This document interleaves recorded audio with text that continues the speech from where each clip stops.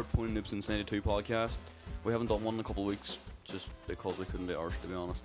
I'm John McLaughlin, JP and Fire TV on YouTube. I'm Matthew Bruce, I'm on a bike. I'm Mr. New Vegas. We're all just getting home. Well, as you can hear, we've got a new, not Matthew Rose, but we've got a new person here, Eoin, which should be interesting because he's completely sober. Of course I'm sober. Totally Totally sober. Right, so I suppose we should talk about E3 because that happened recently enough, and we haven't made a podcast since then, so let's talk about E3. What is your views on it? I didn't see any good wrestling games. You didn't watch E3? What do you think I thought- about Assassin's Creed shooting? I came a lot. Right. There you have it. The ceiling was repainted. I'll be honest, I didn't watch any of the actual big developer sessions, but I watched demo sessions for a lot of the games, and the new Resident Evil looks really good. And yes, Well, if I was to summarize E3, you did. I have. I have. If you've been on my channel, you'll understand exactly my feelings on E3. But I'll summarize it again for this podcast. Sony won it, although I don't believe that they're the best games console. Microsoft came in second because they're only other games console like people there anymore, and Nintendo can go kill themselves. Whee! Yay. They see, right, look, I look at it like this, right? Nintendo were saying they're going to make a new hardcore console, which would have been brilliant for everybody, but no, And they come out with a Wii U, exactly. which, by the way, is an atrocity on the face of mankind. It is. See, Owen agrees. It's just they could have went back to the good old roots of being a games console instead of being an actual toy. I mean, I love the Xbox, but Microsoft weren't doing anything too spectacular themselves. Sony seems the only one that got off their arse and did anything. Yeah, like Microsoft did their whole. Oh, Hey, Kinect. everybody loves Kinect. Look at us, we've got Kinect. Now, don't get me wrong, I love Kinect as a good piece of software and shit. Well, hardware, but like, it shouldn't be the only thing that they talk about at E3. They have a console as well, you know. you know. So, aye. As cool as the Star Wars game looks, I don't think I've ever seen Obi-Wan Kenobi run around going lightsaber on.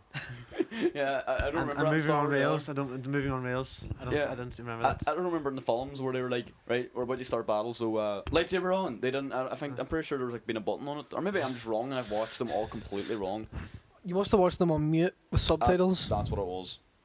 It's just that there. Foreign subtitles. They were in Arabic. Because that's what everybody loves nowadays, like. But it's the first in the list alphabetically, I suppose. But like, Sony's one was pretty damn good. It like, the one problem I had with Sony's one is the PlayStation Vita, right? Don't get me wrong, brilliant.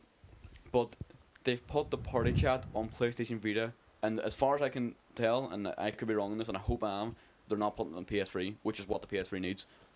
You know what I mean? If the PS3 had party chat, I bet by contender to Xbox now. Like, you know what I mean? No. It just seemed like a very dry year for Microsoft. Like all they could put out was Kinect. That's Nah. all. I've heard rumors that next year they're gonna have a new console. I know Crytek have denied it several times, but the way they had the dry year, this year has just been Kinect. Well, They've been working on something. I'm doubting they're going to have a new console anytime soon. Like they said about the 10-year cycle, plus they've just released Kinect, like last year.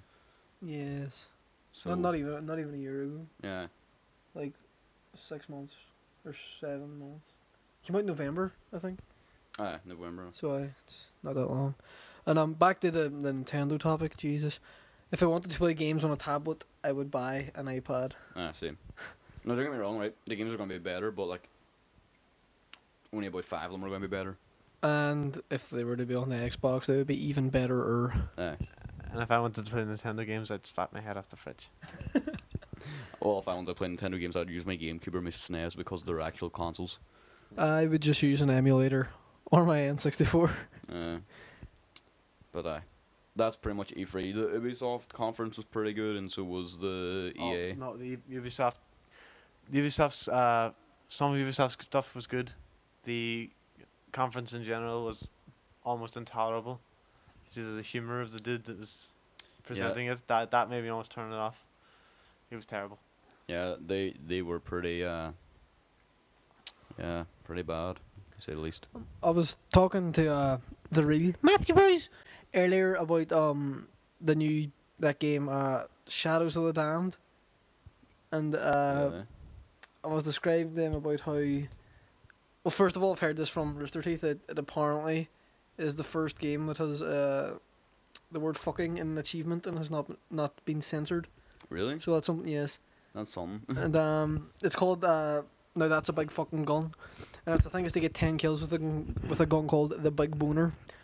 Yes, and the gun's name is something to do with boner. I can't remember, but I seen a cutscene and essentially to get the gun the gun is a skull. It's like a demon skull, and to unlock the gun, the Big Boner, literally you phone a sex line.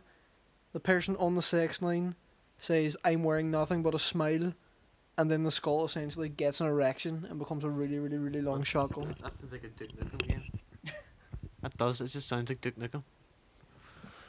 Entirely. That's an horror game, Duke Nukem. Dear God, no. Finally out. Oh, why 12? See, right. I want to get the game because it's Duke Nukem. I know it's a terrible game, but like, it's just like, see, if people like, right, people were overhyped about it, right? So like that there affected reviews. Then there's people who like just seen it as a game and that affected like what it was like. But like if you see it as a Duke Nukem game, you're not expecting it to be a good game, just a funny game, and it achieved that pretty well, I would say. There was a lot of complaints going about the content of the game, because people have gotten a lot more politically correct, shall we say, since the last one. I think A lot of the stuff, a lot of the stuff that they got away with in the original games, which makes the game Duke Nukem. If you take that stuff out, it's not Duke Nukem. It's just a nice shooter. That's true. I'm not going to defend it like it is. But- It's a shit game. Like yeah. I just wanted. I've heard something along the lines of some sort of tentacle involvement. What? I'm not gonna get into it. Does this game have Japanese origins? No, but something similar with tentacles. Aliens. I might buy it. Okay. Right. Well, there's something I suppose we should skim over, and I say skim over because it's pretty sad news. Ryan Dunn from Jackass, not kind of. He died on the 20th, I think it was, of June this year. I suppose I'll just take it this here part of the podcast just to say, like, he was a class man, like, he was a definite legend, and he'll be must. Jackass won't be Jackass without him, like. But sad day for us all. Don't know if you want to say anything. If you do, then fair enough. He had a beard I was envious of. Yeah, that's true. But yeah, let's not keep this podcast on a downer show. Let's just skim on past that there and talk about that all guy died.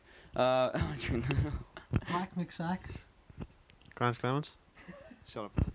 Right, so it's not been a good week if you're a celebrity, to be honest. That's free dead now at the minute. Peter Falk as well. Columbo. Yeah. To be honest though, I didn't.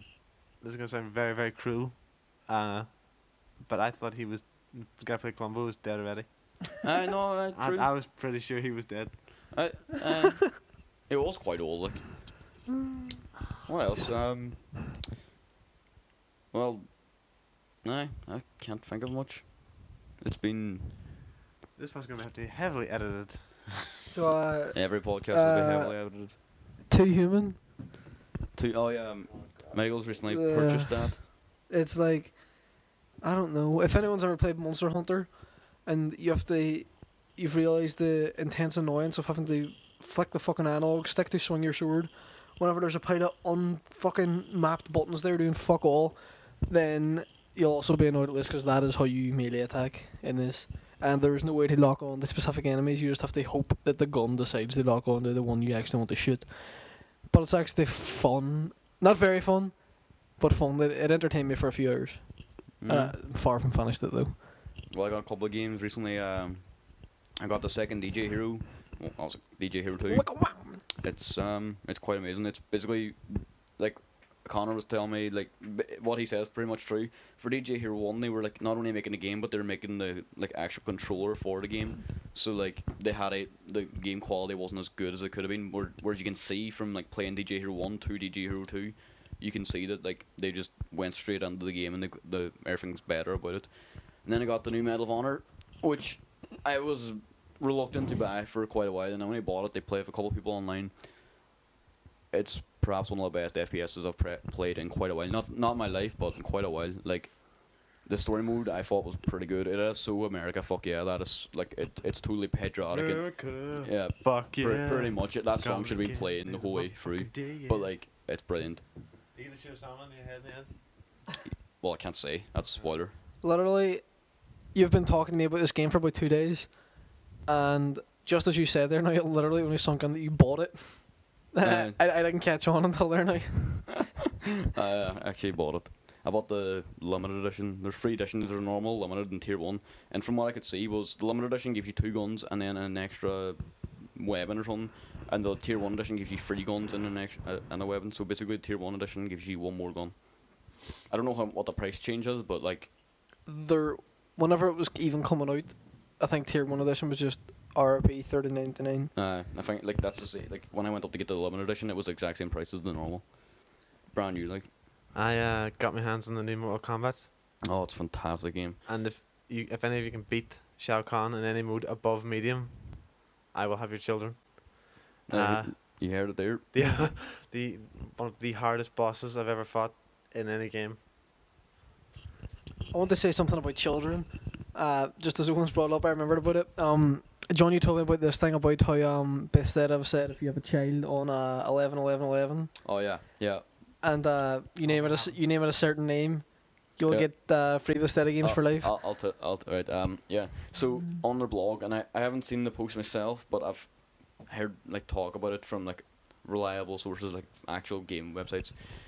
And what it is basically is, if your child is born on the 11th of the 11, so the 11th of November 2011, and you name your child Dovahking, you can get free Bethesda games for life.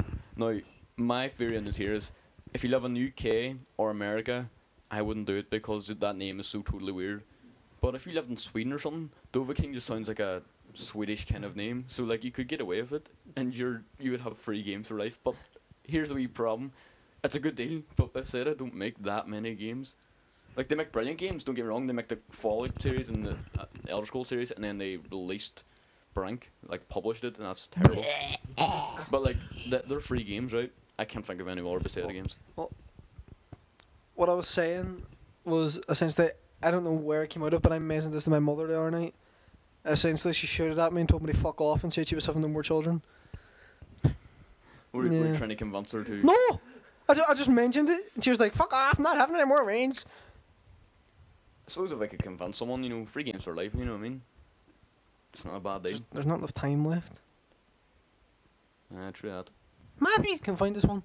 No, Matthew can't. He knows the pregnant people. No, true that. He's got the hookup. But that's an interesting story, I suppose, behind the game. That game is going to be fantastic, by the way. Anybody disagrees can go. Shorty. No, he's disagreeing because he's trying to be a troll. Quick change of topic, because it just came into my head. I wonder what this is going to be. No, have any of you any theories on what Bungie's aerospace is going to be? That's actually a good question. I just thought I'd throw that out there. They're building the Halo. They're building the Halo station. Yes. Did a little Oracle bot come and tell you this? And if he did, why didn't you punch the little bastard? See, it's Bungie though, it's not Microsoft, and that's the interesting thing, that Microsoft and Bungie have now split up. It might not necessarily be a game. I just told you what it'll be. Well, I'm pretty sure. Galaxy destroying. I'm pretty sure it'll be a game. Bungie have already said that they're working on something, they just haven't said what it is. So, it could be MMO! Well, there's rumours that it could be an MMO, but I doubt it. Bungie's thing is first-person shooters. I think all their games have been first-person shooters. I saw something. I can't remember where it was. I think it might have been on the actual Eurogamer page.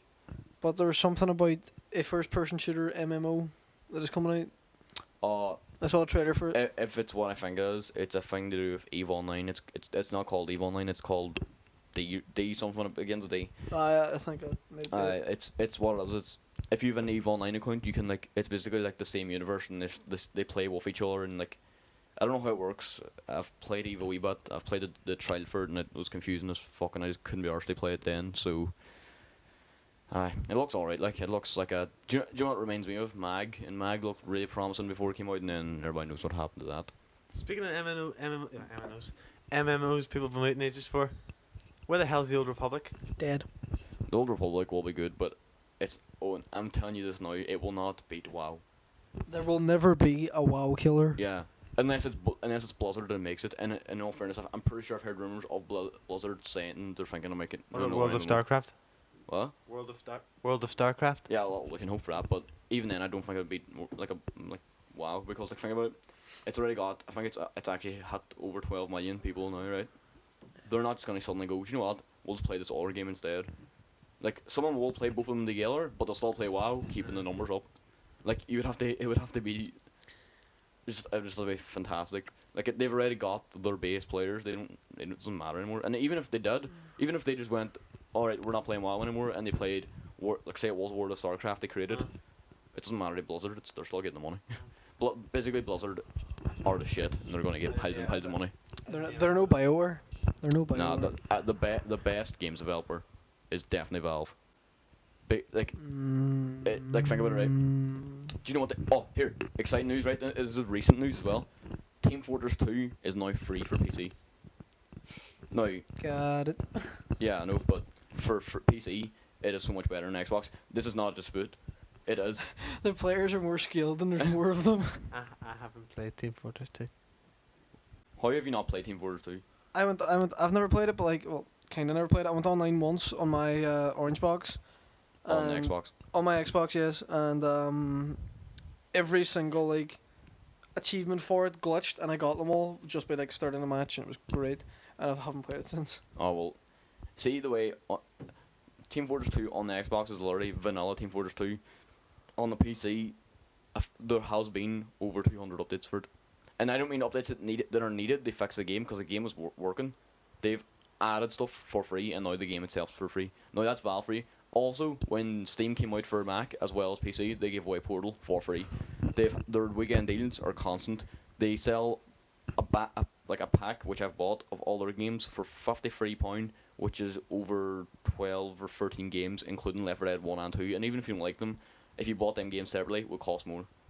Valve are just fantastic games developers, and they give, for instance, Portal was a university project. They just they found out about it, hired them, and now they're working for Valve. They didn't sue them or anything, which all our ones would do, not naming any names. Activision being things. What the? I like Minecraft. Oh yeah, Minecraft and Xbox. What do you think of that? I think it should be a PC only game. But it's a different development team. Not just come out and say that it's he's overseeing it, but he's not the one doing it. I think they're trying to lure it back in as many hardcore gamers as possible, since they think they lost a few with all this pressure on the Kinect. I wouldn't call Minecraft hardcore, to be honest. Nintendo can teach you about hardcore gaming. No, definitely. LOL. Lol, no, can I play DVDs yet? Oh yeah. No. Oh fuck. I'll let you say this.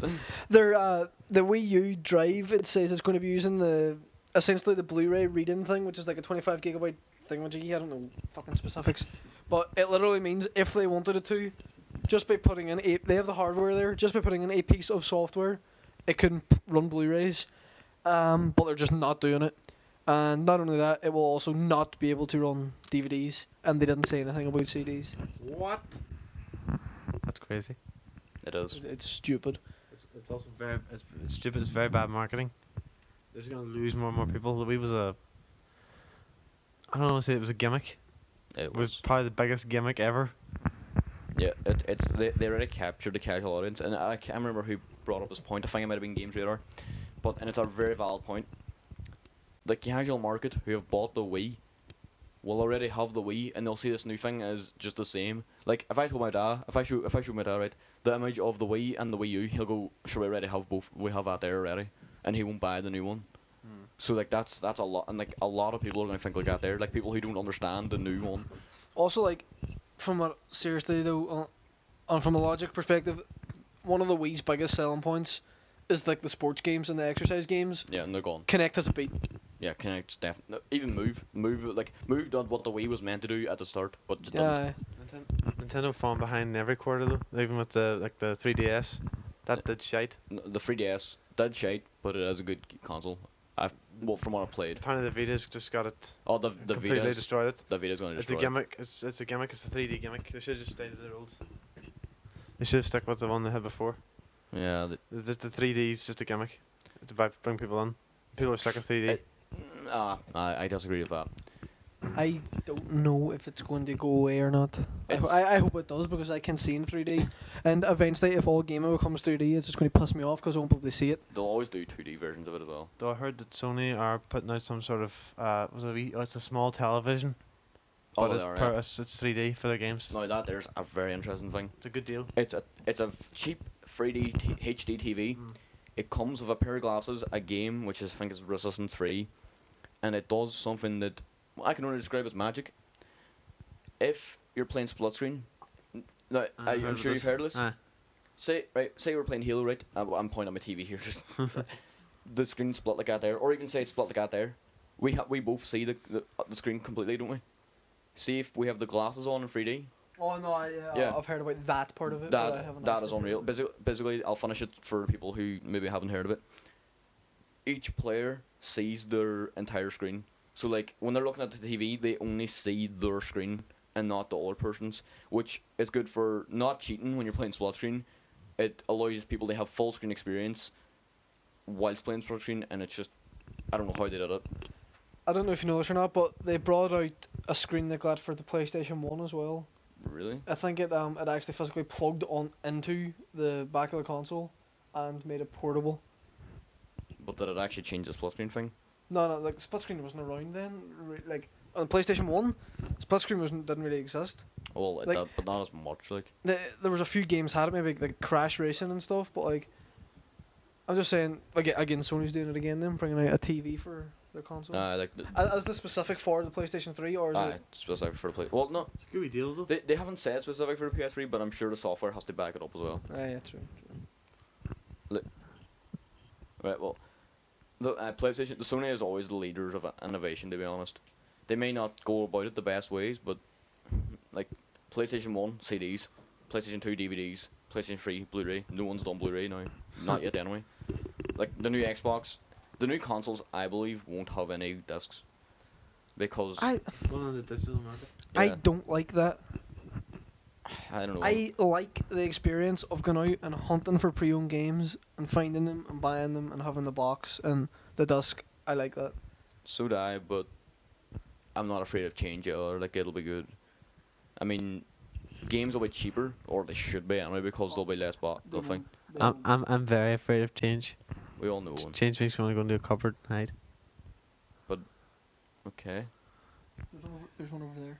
I want to go into John's cupboard. you cannot go into my cupboard. I don't want to. I don't know what's in there. Matthew's in there. Gotta hope not. Fireworks. Right. Well, yeah, that's pretty much it. I think we should wrap this up and go to lunch. Yeah. We'll definitely wrap this up. So goodbye from me, John, JP Infinity TV. Goodbye from Matthew, boys. Aye. Yep.